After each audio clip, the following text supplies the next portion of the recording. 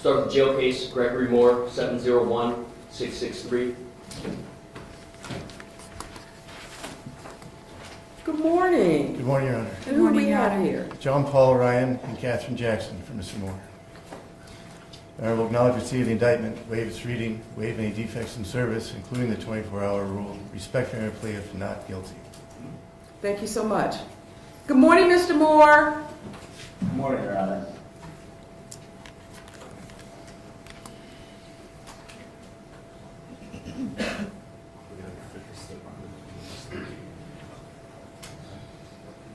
State of Ohio would like to be heard. Yes, Judge, thank you. Kevin Filiato, Assistant Prosecutor on behalf of the State of Ohio. Your Honor, the state understands that the Bond Commissioner's Office is recommending a $2 million bond in this case. That is what the state recommends at this time. This defendant, Your Honor, planned this ahead of time, obtained the means with which he did this crime. Those means are also means that he used to avoid leaving evidence of his crime. That evidence that he sought ahead of time to not leave behind is the same evidence that clears the person that everyone thinks did this crime, which is Aliza Sherman's husband. He did not. And this defendant sought for, after this crime, he lied to the police, he hid evidence from the police, he got rid of the phone that he used to commit this crime with, and he has lived for 12 years amongst us with everyone believing the husband did this, and that's not true.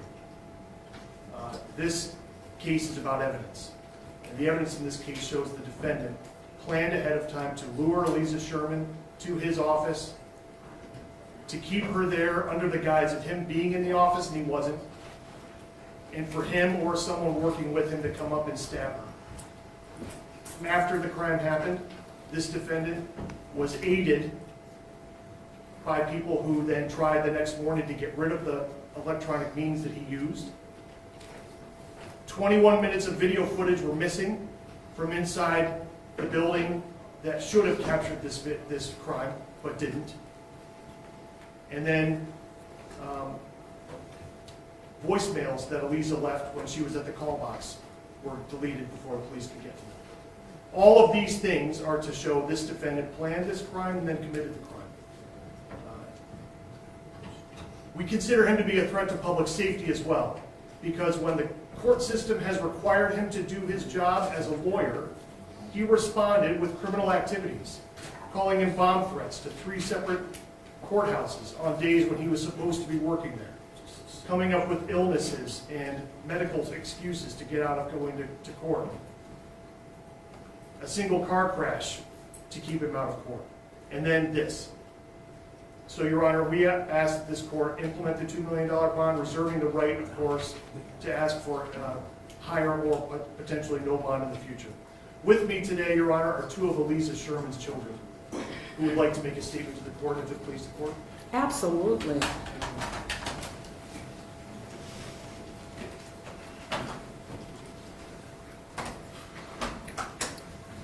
Good morning. Good morning. I know this is a very difficult situation for you. I need you to state your name for the record, please, and then whatever you'd like to share with the court, you may proceed. Thank you. Jennifer Rivchun. Your Honor, thank you for the opportunity to speak today. My name is Jennifer, and I am here today as the daughter of Aliza Sherman, who was brutally taken from us in a crime that has devastated our family and the community. Greg Moore stands before this court, charged with the kidnapping and murder of our mother, his own client, a woman who trusted him, a woman who he was duty-bound to protect and advocate for. Instead, he allegedly betrayed that trust in the most horrifying way imaginable. If a person is capable of such calculated violence against someone he had a professional obligation to defend, one must ask, what else is he capable of? We are not just speaking about an alleged crime. We are speaking about a man who, when under pressure, has reportedly turned to criminal behavior in the past. This is not just a matter of personal betrayal or professional misconduct. It is a threat to public safety, It is a threat to the moral fabric of our society. We need to ask ourselves, what kind of society do we want to be? Given what we know of his past behaviors and actions, Greg Moore needs to remain in custody and behind bars. Just imagine what he could do to someone with whom he shares no obligation, no professional relationship, no personal history. If he could do this to our mother, then none of us are safe. Your Honor, I beg. No, I implore you. We have waited for 12 excruciating years. Please set the maximum bond possible. Greg Moore is reckless, unpredictable, and capable of taking extreme measures to fulfill his evil agenda. We cannot take that risk. My mother deserved better, this community deserves better, and justice demands better. Thank you. No, thank you. Anything further, Mr. Filiatra? No, Judge, thank you. Thank you so much. Counsel, anything further? And we filed a motion for bond. There's some facts that have been stated that we would dispute, but we'll take it up at a later time. It's my understanding that they haven't even interviewed Mr. Moore yet, and so at that point, we have nothing else at this time. Thank you so much. Not guilty has been entered. This matter has been assigned to the docket of Kira Krivash. First pretrial will be 6/4/2025 at 9 a.m. Bond is set at $2 million, cash, surety, or property. The defendant does have to provide a DNA sample.